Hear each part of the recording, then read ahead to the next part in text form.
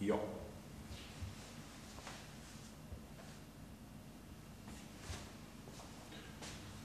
No niin, nyt meillä on tilanne, että jonkinlainen polynoomi, tässä tapauksessa 4x plus 6, pitäisi jakaa luvulla 2.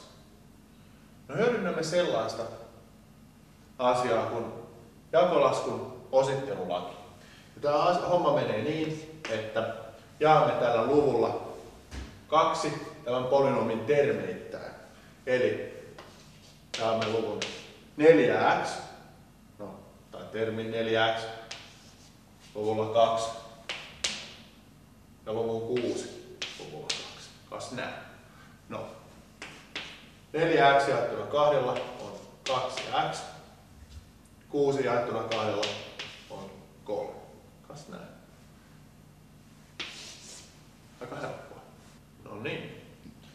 No pikkasen monimutkaisempi tilanne sitten. Meillä on polynoomi 25x kolmanteen miinus 15x toiseen plus 20x. Ja tämä pitäisi nyt jakaa luvulla 5. Hyödynnämme samaa osittelulakia ja jaamme luvun 25 x kolmanteen luvulla 5. Nyt aikaisemmin, kun jaettavan polynoomin termien välissä oli plusmerkki, tähän tuli plusmerkki. Nyt täällä on miinusmerkki, meillä tulee miinusmerkki. Miinus 15x jaettuna 5 ja plus 20x jaettuna 5. Kas näin. No suoritetaanpa jakolaskut sitten. 25x kolmanteen jaettuna 5 on 5 x potenssiin 3. Miinus 15x toiseen jaettuna 5 on miinus 3x toiseen. Ja 20x jaettuna 5 on yksinkertaisesti 4x. Tarkistetaan, voiko termejä yhdistää. Ei voi, joten tässä meillä on tämän jakolaskun vastaus. No niin. No pikkasen monimutkaisempi tilanne sitten. Meillä on polynoomi 25x kolmanteen miinus 15x toiseen plus 20x. Ja tämä pitäisi nyt jakaa luvulla 5. Hyödynnämme samaa osittelulakia ja jaamme luvun 25 x kolmanteen luvulla 5. Nyt aikaisemmin, kun jaettavan polynoomin termien välissä oli plusmerkki, tähän tuli plusmerkki. Nyt täällä on miinusmerkki, meillä tulee miinusmerkki.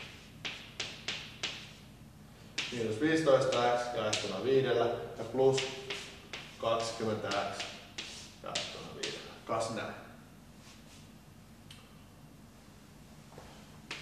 No suoritetaanpa jakolaskut sitten. 25x kolmanteen jaettuna 5 on 5 x potenssiin 3. Miinus 15x toiseen jaettuna 5 on miinus 3x toiseen. Ja 20x jaettuna 5 on yksinkertaisesti 4x. Tarkistetaan, voiko termejä yhdistää. Ei voi, joten tässä meillä on tämän jakolaskun vastaus. No niin, nyt on taas sinun vuorosi yrittää itse. 8x kolmanteen miinus 16x jaettuna 8. Yritä itse, katso sen jälkeen malliratkaisu.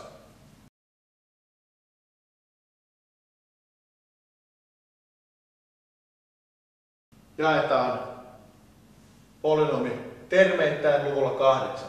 Eli 8x kolmanteen jaettuna 8 miinus 16x